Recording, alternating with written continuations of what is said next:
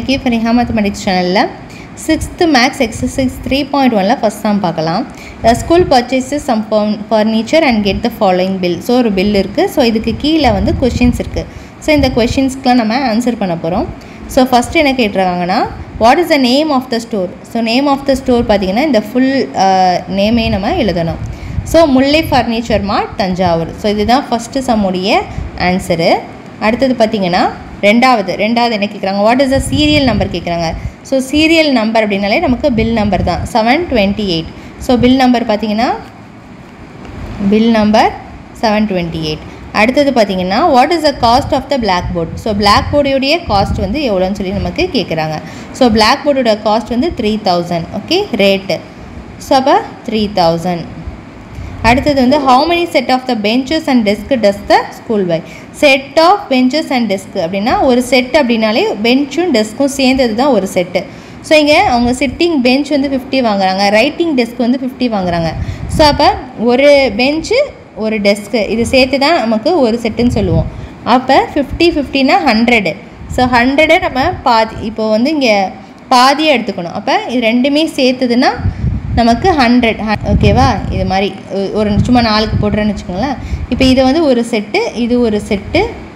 இரண்டாவது செட் இது மூணாவது செட் அப்படினா இப்போ நீங்க இதே மாதிரி மேலே 50 கீழ 50 அப்ப ஒரு இதை எடுத்துட்டீங்க அப்படினா மொத்தம் டோட்டலா 50 செட்ஸ் நமக்கு வந்து கிடைக்கும் முடிஞ்சிருச்சு நெக்ஸ்ட் 5th क्वेश्चन வந்து verify weather the total bill amount is correct so நம்ம செக் பண்ணனும் இந்த டோட்டல் பண்ணனும் அப்படினு பாத்தீங்கன்னா இந்த குவாண்டிட்டியையும் ரேட்டையும் மல்டிப்ளை பண்ணி இந்த இடத்துல கரெக்ட்டா ஆன்சர் வருதான்னு செக் பண்ணனும் சோ இது எல்லாத்தையும் மல்டிப்ளை பண்ணிட்டு இந்த அமௌண்ட் வந்து கரெக்ட்டா வருதான்னு செக் பண்ணிட்டு அதுக்கு அப்புறம் இந்த எல்லாத்தையும் நம்ம ஆட் பண்ணி பார்க்கணும் சோ ஆட் பண்ணி பார்த்தோம்னா இந்த bill amount வந்து கரெக்ட்டா தான் வருது நீங்க செக் பண்ணி பாருங்க so yes the bill amount is correct total bill amount is correct ன்னு நம்ம இந்த இடத்துல இருந்து ஆன்சர் வந்து எழுதிடணும் சோ அவ்வளவுதான் இந்த ஃபர்ஸ்ட் சம்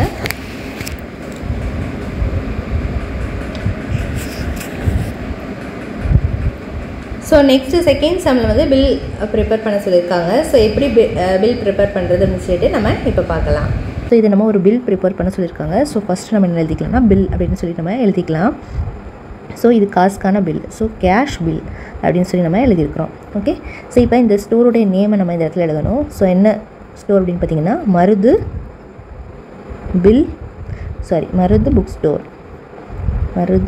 புக் ஸ்டோர் எந்த ஊர் அப்படினு பாத்தீங்கன்னா சிதம்பரம்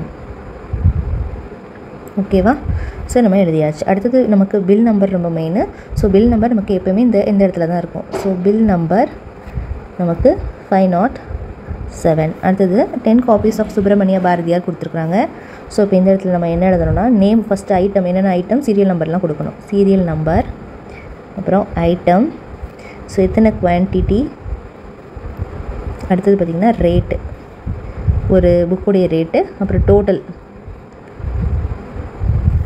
இப்போ இந்த இடத்துல நம்ம சீரியல் நம்பர் 1 கொடுத்திருக்கோம் சோ ஐட்டம் நேம் பாத்தீங்க அப்படினா நமக்கு ஃபர்ஸ்ட் சுப்ரமணிய பாரதியார்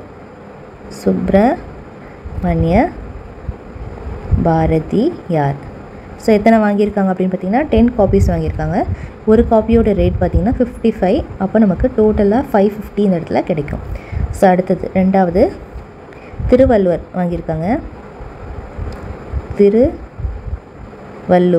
சோ இது திருவள்ளுவர் வந்து 15 குவாண்டிட்டி வாங்கி இருக்காங்க சோ 15 குவாண்டிட்டி வந்து ஒரு புக்கோட ரேட் 75 சோ 75 * 15 வந்து 1125 அடுத்து பாத்தீங்கன்னா தேர்ட் பாத்தீங்கன்னா வீரமாமுனிவர் சோ இது வந்து 12 வாங்கி இருக்காங்க 12 காப்பீஸ் சோ ஒரு காப்பியோட ரேட் 60 rupees சோ டோட்டலா 720 rupees அடுத்து fourth திருவிகா சோ திருவிகால பாத்தீங்கன்னா 12 காப்பீஸ் வாங்கி இருக்காங்க சோ ஒரு புக்கோட ரேட் 70 rupees சோ டோட்டல் பாத்தீங்கன்னா 840 சோ இங்க நம்ம எப்படி பாக்ஸ் போட்டு நம்ம கரெக்ட்டா கொண்டு வரணும் சோ ஃபர்ஸ்ட் நமக்கு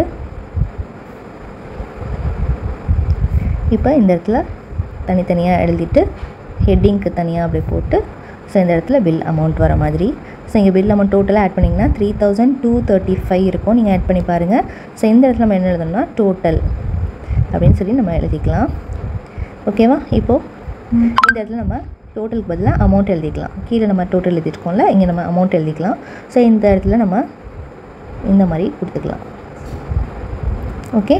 ஸோ இப்போ நமக்கு டேட் கொடுத்துருக்காங்க. ஸோ டேட் நம்ம எந்த இடத்துல எழுதுவோம் அப்படின்னு பார்த்தீங்கன்னா நமக்கு இந்த இடத்துல எழுதிக்கலாம். 12/4/2018. ஸோ நம்ம டேட்டை கம்ப்ளீட் பண்ணோம். இது ஒரு பில் வந்து எப்படி இருக்கும் அப்படின்னு பார்த்தீங்கன்னா இந்த மாதிரி தான் ஒரு பில்லுடைய ஸ்ட்ரக்சர் வந்து நமக்கு இருக்கும். ஓகே, கரெக்டாக பாக்ஸ் போட்டு நமக்கு இந்த மாதிரி இருக்கும். ஸோ அவ்வளோதான் இந்த சம்முடைய ஆன்சர். இப்போ நம்ம தேர்ட் சம் பார்க்கலாம். Fill up the appropriate boxes in the following table. So கொடுத்துருக்க டேபிளுக்கு நம்ம இப்போ ஃபில் பண்ணணும். ஸோ சிபி வந்து 100 கொடுத்துருக்காங்க, எஸ்பி வந்து 120 கொடுத்துருக்காங்க. ஸோ எஸ்பி நமக்கு இந்த இடத்துல பெருசாக இருக்குது. எஸ்பி பெருசாக இருந்தால் நமக்கு ப்ராஃபிட் தான். ஸோ ப்ராஃபிட் வந்து 20 rupees. எப்படி 20 கண்டுபிடிக்கிறோன்னா இந்த எஸ்பியிலேருந்து சிபியை மைனஸ் பண்ணுறோம். ஸோ அப்போ 120 minus 100 வந்து 20. அடுத்தது பார்த்திங்கன்னா சிபி இங்கே இருக்குது, எஸ்பி இங்கே இருக்குது. அகெயின் நமக்கு எஸ்பி தான் பெருசாக இருக்குது. ஸோ இங்கே ப்ராஃபிட் வந்து நமக்கு 10. இங்கே பார்த்தீங்கன்னா சிபி இருக்குது, இந்த இடத்துல ப்ராஃபிட் தான் வருது சொல்கிறாங்க. ஸோ ப்ராஃபிட் வந்தாலே எஸ்பி பெருசாக இருக்குன்னு அர்த்தம். ஸோ சிபிலேருந்து எஸ்பி தான் பெருசாக இருக்குது. எவ்வளோ பெருசாக இருக்குன்னா ப்ராஃபிட் அமௌண்ட் பெருசாக இருக்குது. ஸோ ப்ராஃபிட் அமௌண்ட்டை சிபி கூட சேர்க்கணும், அப்போ தான் நமக்கு செல்லிங் ப்ரைஸ் கிடைக்கும். ஓகேவா? ஏன்னா இங்கே ப்ராஃபிட் வந்திருக்கு, அப்போ எஸ்பி தான் பெருசாக இருக்கும். ஸோ அப்போ 120 + 20, 120 கூட 20 ஆட் பண்ணால் 140. ஸோ இதுதான் இந்த சம்முடைய ஆன்சர். அடுத்தது பார்த்தீங்கன்னா சிபியோட அமௌண்ட் கொடுத்துருக்காங்க, எஸ்பியோட அமௌண்ட் கொடுத்துருக்காங்க. இங்கே இடத்துல சிபி பெருசாக இருக்குது அப்படின்னா நமக்கு லாஸ் தான். ஸோ லாஸ் எவ்வளோ அப்படின்னா 10 rupees லாஸ். இப்போ 100லேருந்து 90 மைனஸ் பண்ணோன்னா நமக்கு 10. ஸோ 10 தான் நமக்கு இந்த லாஸ் அமௌண்ட். நெக்ஸ்ட்டு பார்த்தீங்கன்னா சிபி வந்து 120, ப்ராஃபிட்டு வந்து 25 கொடுத்துருக்காங்க. ஸோ அப்போ ப்ராஃபிட் வந்தாலே எஸ்பி பெருசாக இருக்கும். ஸோ அப்போ 120லேருந்து 25 ஆட் பண்ணுறது தான் நமக்கு இந்த இடத்துல வந்து ஆன்சர் 145. ஓகே, இப்போ உங்களுக்கு எப்படி வருது அப்படின்னு சொல்லிட்டு புரிஞ்சிருக்கும். நெக்ஸ்ட் அடுத்தது நம்ம 4th சம் வந்து பார்க்கலாம். ஸோ இங்கே பார்த்தீங்கன்னா 4th சம்மில் ஃபஸ்ட்டு கொஸ்டின் வந்து சிபி கொடுத்துட்டாங்க, எம்பி கொடுத்துட்றாங்க, செல்லிங் ப்ரைஸ் கேட்குறாங்க, டிஸ்கவுண்ட் இல்லைன்னு சொல்கிறாங்க. ஸோ டிஸ்கவுண்ட் இல்லைனாலே நம்ம எம்பி ப்ரைஸை அப்படியே காப்பி பண்ணிடலாம் எஸ்பியில். ஓகே, இப்போ நமக்கு எஸ்பி பெருசாக இருக்குது சிபியை விட. ஸோ ப்ராஃபிட் அமௌண்ட் வந்து நமக்கு 130லேருந்து 110 மைனஸ் பண்ணோம்னா 20. ஓகேவா? ஸோ அடுத்தது பார்த்தீங்கன்னா 20 rupees. ஓகே, நீங்கள் ருபீஸ் போட்டு எழுதிக்கோங்க. நெக்ஸ்ட்டு செகண்ட் சம்மில் சிபி இருக்குது, எம்பி இருக்குது. இந்த இடத்துல டிஸ்கவுண்ட் 10 rupees கொடுத்துருக்காங்க. டிஸ்கவுண்ட் 10னாலே எஸ்பி கண்டுபிடிக்கணும்னா எம்பியிலேருந்து அந்த 10 மைனஸ் பண்ணணும்.